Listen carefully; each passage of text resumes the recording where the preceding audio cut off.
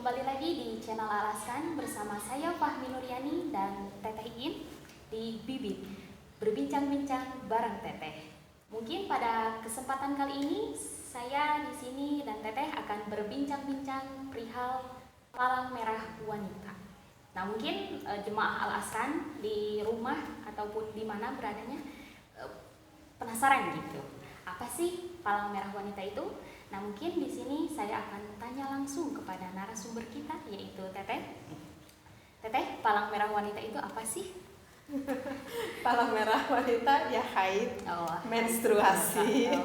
No, ternyata palang merah wanita itu haid ataupun menstruasi. Nah, Teh, kan haid itu sudah menjadi kebiasaan ya, sudah menjadi kodrat bagi seorang wanita gitu, pasti mengalami haid gitu. Tapi kan tidak semua wanita paham gitu apa itu haid. Nah, Teh, kenapa kok bisa begitu gitu? Kenapa bisa begitu? Karena tidak ngaji. Oh iya, mungkin gitu ya. Tidak semua wanita itu ngaji ya, Teh. Oh, jadi itu mungkin. Ya karena tidak ngaji berarti. Ya karena begini ya, karena ada hadis ya yang Rasulullah Shallallahu Alaihi Wasallam mengatakan bahwa inna hadza amrun katabahullahu azza wa jalla ala banati Adam. Yang artinya itu adalah sesungguhnya haid itu adalah ketentuan ya yang sudah ditentukan oleh Allah atas anak-anak putri Nabi Adam. Bahasanya adalah putri Nabi Adam. Berarti kan ini menunjukkan di dalam hadis ini memang itu adalah sudah qudratullah gitu ya. Setiap seorang wanita itu kemungkinan banyak mengeluarkan haid gitu ya, mengeluarkan menstruasi. Tetapi pada kenyataannya memang tidak semua wanita itu memahami akan hukum fikih yang bersangkutan dengan haid itu sendiri. Loh kenapa? Semua wanita kan sudah memahami bahwa setiap yang mengeluarkan berwarna merah gitu ya pada wanita bahwa itu dikatakan haid. Dan mungkin semua wanita juga sudah memahami bahwa ketika aku sedang haid itu gak boleh sholat gitu ya, gak boleh puasa ataupun ibadah-ibadah yang lainnya gitu. Nah, berpikir bahwa kebanyakan wanita bahwa setiap yang mengeluarkan berwarna palang merah itu, yang berwarna merah itu adalah dikatakan haid. Padahal tidak semua yang berwarna merah itu dikatakan haid. Bisa saja yang keluar itu adalah istihadah. Sedangkan hukum haid dengan istihadah itu sangat berbeda sekali. Seperti itu. Mungkin itu. Nah, Teh, bagaimana kita seorang wanita ketika tidak bisa membedakan mana itu haid, mana itu istihadah gitu? Apa sih konsekuensinya gitu? Konsekuensinya ya kalau misalkan kita tidak mengaji, ya jelas berdosa dong gitu. Oleh karena itu kan kita diwajibkan untuk ngaji. Wanita itu diwajibkan untuk mengaji, diwajibkan untuk memahami akan ilmu ini. Karena memang haid dan istihadah ini berbeda hukumnya. Wanita yang istihadah itu meskipun wanita tersebut mengeluarkan yang berwarna merah, tetapi hukumnya adalah layaknya seperti wanita yang bersuci. Meskipun mengeluarkan yang berwarna merah, meskipun yang keluar itu banyak sekalipun, tetapi hukumnya seperti yang bersuci. Artinya ya wanita yang istihadah tetap harus melakukan sholat, tetap kalau misalkan di bulan Ramadan harus berpuasa. Kalau misalkan yang punya suami boleh loh melakukan hubungan antara suami dengan istri. Berbeda kan dengan yang haid. Haid itu kan gak boleh, haram kalau sholatnya, kalau puasanya, kalau digauli suaminya. Ini kan sangat berbeda sekali gitu kan. Aku mengira bahwa ini adalah haid gitu kan. Hanas aku gak sholat gitu, hanas aku gak ngaji, padahal wajib wanita ini harus sholat. Oleh karena itu harus benar-benar paham perbedaan antara haid dan juga istihadah itu. Seperti itu. Oh, jadi kalau begitu ya kita wajib gitu memahami hukum tersebut ya, Teh? Ya betul, sangat wajib sekali. Karena kalau kita ingat ya di dalam keterangan suatu referensi kita bahwa dikatakan yajibu ya, hukumnya adalah wajib. Ini bahasa pertamanya juga yajibu, wajib alal mar'ati bagi seorang perempuan. Diwajibkan apa bagi seorang perempuan itu adalah antata'allama, harus mengaji, harus mencari ilmu, matahtaju ilaihi min ahkamil haidi, setiap sesuatu perkara yang berhubungan tentang ilmu haid, wanifasi dan juga ilmu nifas, wal istihadati dan juga ilmu istihadah. Fa in kana zawjuha aliman, Kalau misalkan seorang perempuan tersebut ataupun istri tersebut mempunyai seorang suami yang alim, artinya yang alim itu adalah yang faham nih misalkan akan ilmu haidnya gitu ya, maka lazimahu ta'limuha, maka suaminya itu jadi wajib loh mengajarkan haid itu ataupun nifas itu kepada istrinya. Tetapi wa illa, kalau misalkan suaminya itu nggak memahami nih akan ilmu haid, maka suaminya itu falahal khuruju li su'alil ulama'i, maka sang suaminya itu wajib menyuruh istrinya keluar dari rumah untuk mencari seorang alim, untuk mencari seorang yang faham akan ilmu perihal haid tersebut. Jadi Seperti wanitanya itu. mengaji lagi gitu ya Teh? Iya, gitu. Jadi wajib ini suaminya untuk menyuruh gitu kepada istrinya untuk mencari ilmu haid tersebut. Nah, jadi kalau misalkan suami itu sampai melarang nih kepada istrinya, nggak perlu dah, nggak perlu keluar dari rumah, ini anak masih bayi gitu kan, repot banget kamu harus keluar ngaji, ya udahlah nggak perlu, kamu nggak perlu keluar ke rumah cari ilmu itu, gitu ya. Maka kalau suaminya itu melarang, itu nanti bisa berdosa loh suaminya, bisa haram gitu bagi suaminya. Kecuali kalau misalkan suaminya itu yang memang mau pergi mencari sendiri. Misalkan kata suami, udahlah kamu sekarang kan baru juga ngelahirkan gitu ya. Misalkan istrinya itu gak paham, mas ini tuh yang dikatakan nifas atau istihadoh ya, misalkan gitu ya. Mas itu yang dikatakan haid ataupun istihadoh ya, kok sekarang agak beda nih keluarnya gitu. Suaminya bingung gak paham, istrinya juga gak paham. Aduh tapi kamu kan punya bayi kecil, kalau kamu cari ilmu keluar itu agak repot juga. Udah deh biar aja mas yang keluar ke madrasah ikut ngaji gitu. Jadi digantikan gitu ya? Seperti itu. Jadi bisa dikatakan kewajiban ini bukan hanya kewajiban bagi seorang perempuan aja. Oh, jadi laki-laki pun suami Iya. pun wajib gitu? Jangan mentang-mentang dikarenakan seorang laki-laki tidak mengeluarkan haid sehingga karena aku gak perlu tahu juga. Itu sebetulnya perlu tahu juga perihal akan ilmu haid tersebut, karena nanti dikhawatirkan mendapati seorang istri yang memang gak paham akan ilmu haid, maka kewajibannya itu berubah menjadi kewajiban suami. Karena yang suami itu memberitahu. imam ya Teh? Iya. Jadi harus tahu gitu apa yang wanita nggak tahu gitu ya Teh? Iya, karena kan memang tugasnya suami juga kan sebagai nahkodanya kan di dalam keluarga, sehingga Betul. ya ada kewajiban nanti seperti itu di dalam perihal agama. Oh iya Teh. Jadi mungkin ya Teh, jemaah.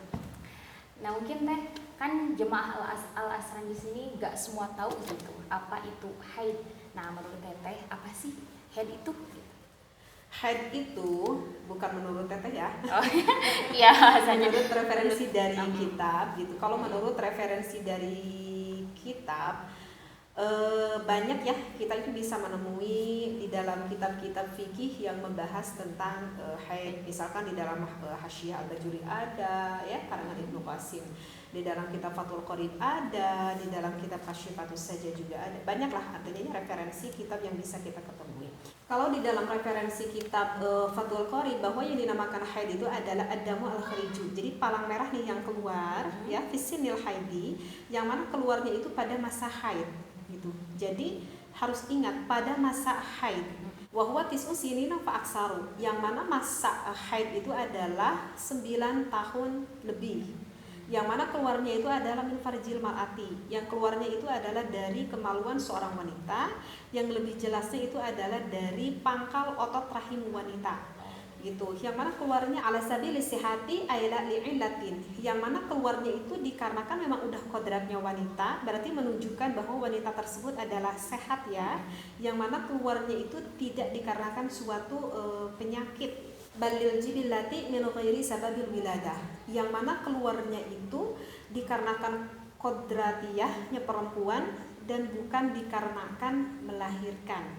Karena kan kalau sudah melahirkan kan itu dinamakan dengan nifas. Jadi sekali lagi bahwa apa sih yang dinamakan dengan haid itu adalah yang mana keluar palang merah dari wanita tersebut memang suatu qudratullah gitu ya, berarti menunjukkan bahwa keluarnya itu adalah sehat, yang keluarnya dari pangkal otot rahim wanita, dan yang harus kita ketahui adalah masa minimal haid.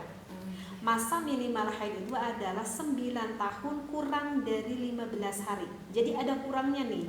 Jadi hingga 9 tahun pas, tetapi 9 tahun kurang 15 hari. Dan kita harus tahu tahunnya. Bahwa yang dimaksud dengan tahun di sini adalah hitungan tahun Hijriah, bukan tahun Masehi. Iya, bukan tahun Masehi. Jadi dari perhitungan perputaran komariah, perputaran bulan, bukan perputaran syamsiah, bukan perputaran matahari. Dan biasanya kan kalau kita mengetahui anak lahir itu dilahirkan pada bulan Januari, Februari gitu ya. Tapi kalau orang tua ditanya itu lahirnya pada bulan apa, jarang gitu yang tahu lahirnya misalkan 1 Ramadan. Iya betul, jarang betul. Ya. Yang diperingati itu pasti tahun Masehi gitu, Iya. ulang tahun gitu. Ulang tahun ya diperingatinya. Justru kita sebagai seorang muslim harusnya itu kita harus lebih tahu akan kelahiran anak kita itu adalah tahun hijriahnya, karena itu akan menentukan salah satunya di dalam hukum ini seperti itu. Jadi misalkan saya kasih contoh nih gitu ya, misalkan seorang anak perempuan lahirnya itu adalah pada 1 Syawal aja deh ya, saya contohkan biar mudah gitu ya. Lahir anak seorang perempuan ini misalkan lahirnya pada tanggal 1 Syawal. Nah, ketika 9 tahun kemudian anak ini udah beranjak berarti pada umur 9 tahun ya. Berarti bisa dikatakan haidnya itu adalah tanggal berapa? Tanggal 16 berapa coba? 16 Ramadan. Oh iya. Ya, kan sebelum Syawal itu kan Ramadan kan? Nah, jadi anak perempuan ini bisa dikatakan mengeluarkan haidnya itu adalah pada tanggal 16 Ramadan. Jadi kalau misalkan kurang dari tanggal 16 Ramadan, maka anak perempuan ini bukan haid, tetapi istihadoh. Istihadoh, gitu kan? Misalkan gimana nih? Kan 9 tahun kurang 15 hari kan, gitu. Nah, misalkan anak perempuan ini mengeluarkan haidnya itu pada tanggal 12 Ramadan, ya. Misalkan mengeluarkan haidnya itu adalah 7 hari ya, pada tanggal 12 Ramadan. Kita hitung aja ya, 12, 13, 14, 15, 16, 17, 18. Nah, anak perempuan ini kalau ingin dikatakan haid itu adalah pada tanggal 16 kan. Sedangkan pada tanggal 12 ini udah mengeluarkan haid. Nah, sehingga bingung nih orang tuanya. Aduh, ini kurangnya bukan kurang 15 hari, tetapi kurangnya ini 19 hari. Berarti yang 4 hari ini itu apa? Gitu ya. Udah kemungkinan kan ini istihadoh gitu. Tetapi apakah hukum yang ini yang 3 hari ini juga sama istihadoh? Apa haid gitu kan? Nah, yang kalau nggak paham ilmunya ini mungkin bingung gitu. Tapi saya tidak bisa menentukan bahwa yang ini haid, yang ini istihadoh ya, karena nanti akan ada ilmu khusus yang menerangkan tentang istihadoh. Karena di dalam istihadoh pun nanti akan terbagi menjadi 7 bagian. Dari 7 bagian itu terbagi 2. Ada yang mumayyizah, ada yang ghair mumayyizah gitu. Nah, anak ini termasuk yang mana? Itu jauh lagi nanti pembahasannya ya. Beda lagi ya, Teh? Iya, nanti ada lagi seasonnya deh. Oke, baik. Jadi intinya yang dinamakan haid itu ada munkhadiju min rahimil mar'ati ala sabili sehati gitu ya. Iya. Jadi keluarnya palang merah dari rahim seorang wanita yang menunjukkan wanita tersebut sehat gitu. Ya, secara alamiahnya gitu. Kalau yang haid itu Teh cuma wanita aja atau ada makhluk gitu selain dari wanita yang haid gitu? Selain wanita yang haid. Memang sih saya juga pernah ya baca referensi dari salah satu kitab bahwa sebetulnya yang mengeluarkan haid itu tidak hanya manusia saja. Ya, ada juga hayawan lain yang mengeluarkan haid. Tetapi tentunya berbeda banget dong dengan kita wanita gitu, karena memang kita wanita kan ada siklusnya tertentu dan juga ada aturannya lah. Karena kata kita memang disuruh untuk ibadah beda dengan makhluk yang lain. Di antaranya itu ada serigala. Haid juga serigala. Iya, ini yang telah diteliti oleh para ulama. Ada haina gitu ya. Haina itu ya semacam serigala ya, gitu. Ada anjing, ada kuda, ada onta, gitu. Ada cicak. Kalau misalkan kuda kan hewannya itu besar ya, artinya ya seperti anjing, kuda itu. Kalau saya tuh nggak ngebayang itu kalau cicak gimana itu? Nggak kelihatan ya gitu. Tapi memang itu adalah yang telah diteliti oleh para ulama sih sebetulnya. Seperti kelinci juga itu sama.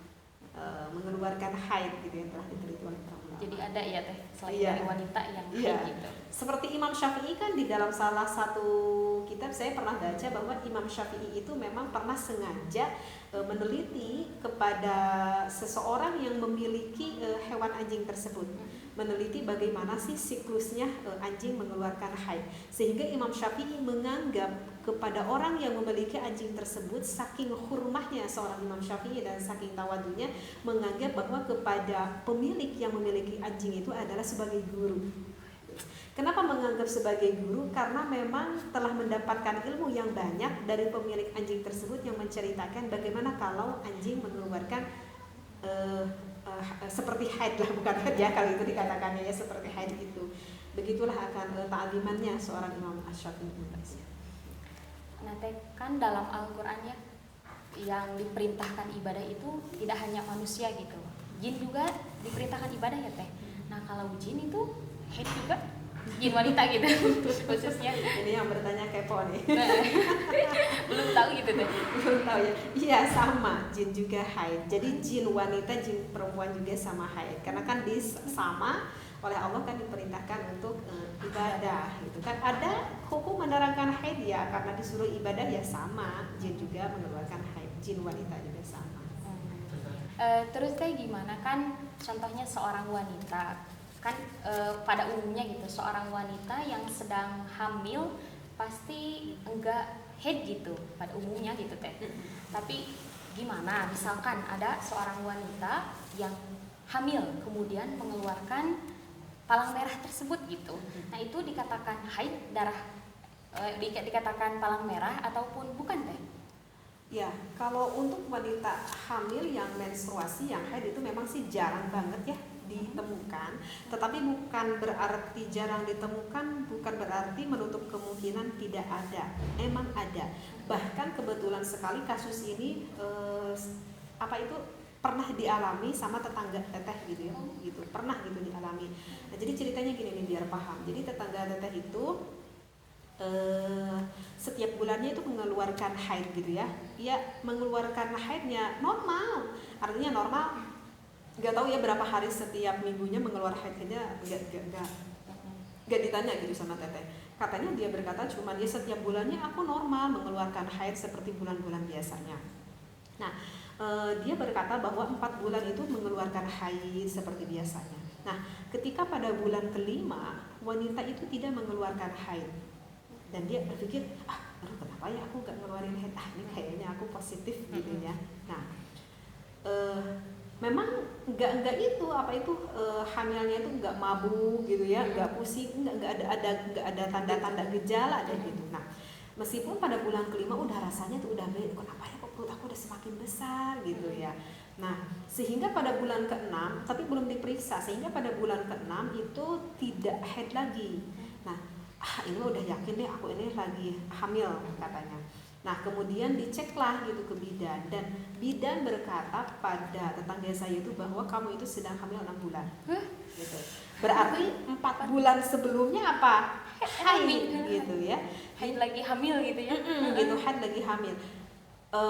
Dia berpikir aku juga merasa yakin aku hamil, tapi aku kira aku baru hamil sekitar 2 bulanan karena enggak haidnya itu kan 2 bulan.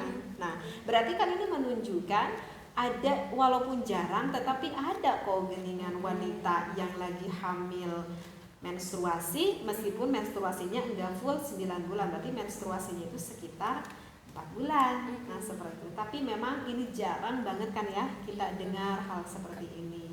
Nah, makanya di dalam hukumnya juga ini itu berbeda. Kalau menurut Qaul As-Shah, seperti kita kan berbahasa bagi Imam Asy-Syafi'i, itu termasuknya kepada Qaul As-Shah.